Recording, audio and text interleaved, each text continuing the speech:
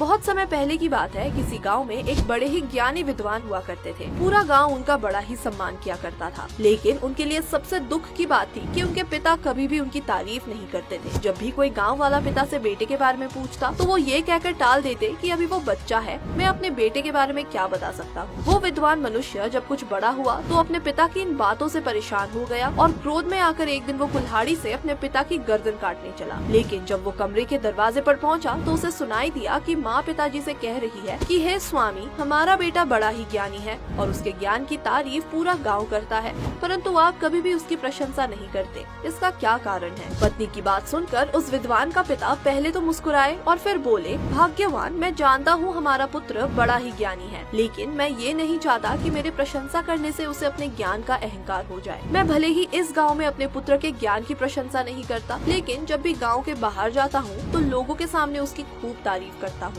उधर दरवाजे पर खड़ा विद्वान अपने पिता की बातें सुनकर रोने लगा और झट से कमरे में आ गया। फिर पिता से माफी मांगते हुए बोले, पिताजी, आज मुझसे बहुत बड़ा पाप हो जाता। मैं कुल्हाड़ी लेकर आपकी हत्या करने के इरादे से इधर आया था, लेकिन आपकी बातें सुनकर मेरा सारा क्रोध शांत हो गया। पिताजी, कृपया मुझे क्षमा कर दीजिए, और अगर आपको लगता है मुझे इस अपराध की सजा मिलनी चाहिए तो मैं कोई भी सजा भुगतने को तैयार हूँ। बेटे की बातें सुनकर उस विद्वान के पिता ने कहा, पुत्र, मैं तुम्हें कोई सजा नहीं दे सकता, क्योंकि मैं ये जान गया हूँ कि तुम्हें अपने पाप का ज्ञान हो चुका है, परंतु तुम्हें मुझे एक प्रश्न का जवाब देना होगा। क्या मैं तुमसे प्रश्न कर सकता हूँ? तब उस विद्वान ने कहा, जी पिताजी। फिर पिता ने उस विद्वान से पूछा, पुत्र, क्या तुम मुझे ये बता सकते हो कि तुम्हें सबसे ज्यादा सम्मान कहाँ मिलता है? विद्वान ने उत्तर दिया, पिताजी, मुझे सबसे ज्यादा सम्मान मेरे ससुराल में मिलता है। तब पिता ने कहा, बेटे चलो ठीक है, परंतु आज से अगले 6 महीने तक तुम्हें हमसे अलग अपने ससुराल में रहना होगा। पिता के कहे अनुसार वो विद्वान अपना सामान लेकर ससुराल के लिए निकल पड़ा। कुछ घंटे बाद जब वो अपने ससुराल पहुंचा तो उसके सास ससुर सभी खुश हो गए। खुशी भी क्यों न हो, दामाद जी जो आए थे। पहले दिन उस विद्वान के स्वागत में ससुराल वालों ने खाने के लिए खूब पकवान बनाए। सोने के लिए बढ़िया बिस्तर की व्यवस्था की गई। लेकिन जैसे जैसे दिन बीतता गया, पकवानों की संख्या में कमी आने लगी। सोने में भी गंदे बिस्तर मिलते। हद तो तब हो गई जब उस विद्वान को ससुराल में खाने को बासी और सूखी रोटियां दिए जाने लगे। इतना ही नहीं, कुछ महीनों के बाद ससुराल वाले उसे गाय चराने और गोबर उठाने का काम भी करवाने लगे। उधर उसकी पत्नी ने जब ये देखा कि अब मेरे पति का यहाँ अपमान किया जा रहा है तो वो बहुत दुखी रहने लगी और फिर एक दिन अपने पति से आकर बोली, हे स्वामी, आप इतने विद्वान हैं और मेरे मायके वालों का इतना अपमान क्यों सहन कर रहे हैं? मुझसे अब यहाँ रहा नहीं जा रहा, चलिए हम अपने घर वापस चलते हैं। परंतु विद्वान ने पत्नी को ये कहते हुए ससुराल से जाने से मना कर दिया कि मैं अपने पिताजी को दिया हुआ वचन नहीं तोड़ सकता। इसी तरह समय बीतता गया और एक दिन वो विद्वान बैठे बैठे कोई श्लोक लिख रहा था।